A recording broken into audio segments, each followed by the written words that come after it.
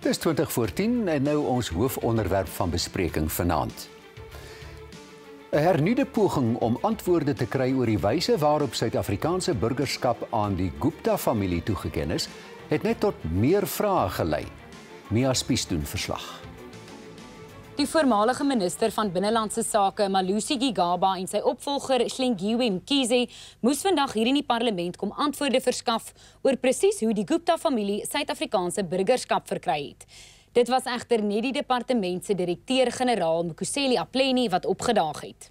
Die DA se hoofsweep John Steenhuisen het Gigaba en Mkhize se afwesigheid as onaanvaarbaar beskryf. The big thing is the ministers must account. It's no good shoving departmental officials out to take your heat for decisions that you have made in terms of the legislation and for which you are accountable to Parliament. Hoewel Gigaba en Mkhize tot dusver volgehou het dat die besluit bo verdenking is, was almal duidelik nie tevrede nie. En Apleni kon nie juis help om die verwarring op te klaar nie. Apleni moes erken dat die departement nie die besluit om vroeë naturalisasie aan die Guptas toe te staan aan die parlement verklaar het nie. Hoewel die wet op burgerskap dit vereis, het Apleni dit as 'n onskuldige fout probeer afmaak. Every process, which is what I was listening to, up to that stage is correct. There's nothing we did not do. The only failure which we had, which we have admitted on it, is that we did not table. Members are not getting that from anywhere except in the document which I submitted to say I did not submit.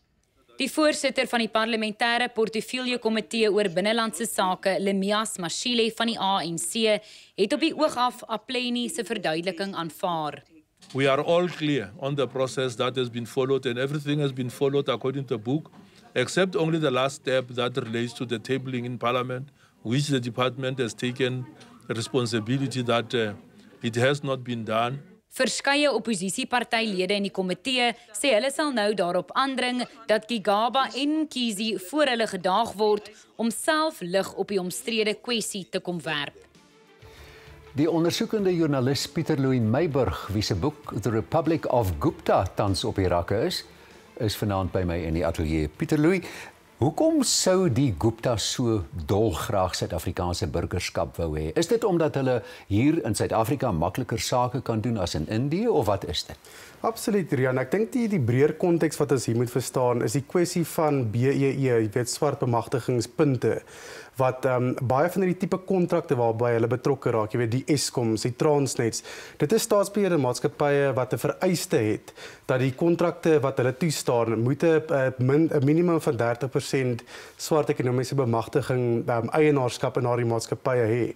So ek dink hierdie burgerskap kwessie het opgeduik hier in 2013, 2014, en dit is eintlik op 'n baie interessante tydstip van dit kom nadat in 2010-11 was daar die ICT Sishen saga waar die Guptas 'n aandeel gekry het in die Sishen steenkoolmyn, ysterertsmyn, en toe was daar vrae gevra oor hoe kan dit wees dat daar jy weet dat 'n familie wat van Indië afkom wat nie naturele of wat nie burgers van Suid-Afrika is van destyds nie, hoe kan hulle BEE punte kry en dan 'n aandeel in hierdie myn gekry het. So ek dink dit is die konteks wat hier geld.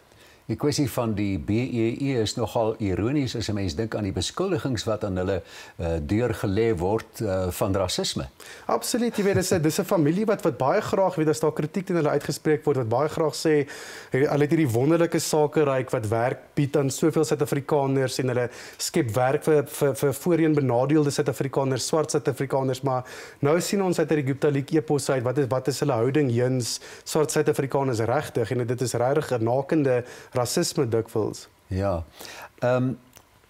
Nadat burgerskap aan die Guptas verleen is, het daartoe skielik vir hulle nuwe geleenthede opgeduik, soos byvoorbeeld besonder gunstige kontrakte en so aan. Het dit sommer as dit ware oornag gebeur? Nee, ek dink weer eens, ek dink die tydsberekening hiervan is verskriklik interessant, want dit was juis rondom 2015 toe hierdie aansoek deurgedruk is deur die voormalige minister Gigaba. dat die Guptas se Tegeta Resources and Energy toenemend massiewe kontrakte vir die lewering van steenkool aan Eskom begin kry het. En daar sou verseker van Eskom se kant af vrae gewees het oor wat is die BEE komponent van Tegeta Resources and Energy. En indien daar nie bewys kon gelewer word dat dit 'n Suid-Afrikaans beheerde maatskappy is wat deur voorheen benadeelde of swart Suid-Afrikaners besit was nie, sou daar definitief teenkanting van binne die Eskom raad of minstens sekere Eskom beamptes gewees het of om juis hierdie kontrak in Tegeta toe te staan. So dis vir my baie interessant die tydsberekening hiervan. Minister Gigaba lyk nie baie gretig om voor die portefeulje komitee oor binnelandse sake te verskyn nie. Sou daar 'n dieper liggende rede wees as ander verpligtinge? Nee, verseker, ja, ek dink hy's besig om die hasepad te kies. Hy wil nie daar gaan staan vir die portefeulje komitee nie, want sy departement van binnelandse sake is een wat ons nou leer deur die Gupta leaks ken as een wat absolute noue bande met die Gupta-familie gehad het. Dis nie net hierdie kwessie van die vroeë burgerskap nie. Ons weet nou danksy die Gupta leaks, daar's 2 ander departement van binnelandse sake beamptes wat letterlik inligting van die departement gelek het, so spioene aan die Gupta-familie. Daar's 'n voormalige raadgewer aan Gigaba, Msomi was sy van, as ek dit nie mis het nie, wat net so bedenklike verhouding met die Gupta-familie gehad het, waar hy letterlik ook vir hulle visa aansoeke van hulle sakevennote van Indië en die res van die buitewêreld bespoedig het in die departement van binnelandse sake. So minister Gigaba het verseker 'n rede om weg te bly van die portefeulje komitee af. Dink jy of het jy enige inligting wat daarop dui dat die verhouding tussen Gigaba en die Guptas afstandelik is of is dit 'n besonder intieme verhouding? Ek dink Riaan, dit is geen dis definitief geen coincidence. Daar's die Engelse woord coincidence vir my dat Gigaba van sy termyn as minister van openbare ondernemings, dit was juist toe dat die Guptas se deure of die deure vir die Guptas begin oopgaan het na maatskappye soos Transnet en Eskom wat natuurlik toe onder Gigaba se beheer geval het. Jy weet, toe is hy na binnelandse sake toe en nou is daar al hierdie dinge wat ons nou van hoor en dan helaas strategies na die tesourier, jy weet, as minister van finansies waar daar ek redelik seker is 'n verwagting is dat hy hierdie massiewe kernkragprojek moet lanseer. Ek wonder hoekom weet ons so baie van die Guptas, maar ons sien hulle omtrent nooit. Daar's maar omtrent 2 of 3 foto's in omloop van hulle.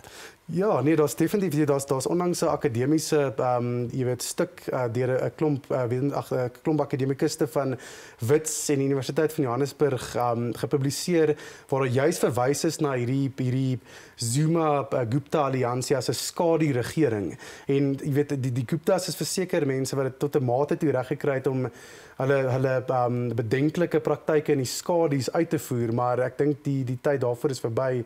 Ek dink die Gupta leaks is definitief besig om daai beweegruimte binne hierdie skadu's al hoe kleiner en kleiner te maak. So ek dink hulle gaan meer verlang kan wegkruip nie.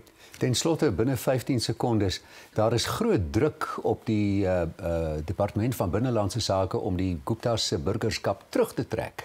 Dink jy daar's 'n kans dat dit kan gebeur? Riaan, ek glo nie so nie. Weet ek dink die druk laai op teen die Guptas op soveel vlakke. Ek bedoel daar's die werkgroep vir 'n kommissie van ondersoek na die Guptas en om nou met 'n burgerskap terug te trek en hulle uit die land uit te skop letterlik, maar ek dink dit gaan net gebeur mits daar werklike politieke verandering kom of van binne die ANC self of van buite. Pieter-Louis Myburgh, baie dankie dat jy vanaand aan kykNET verslag kom deelneem het.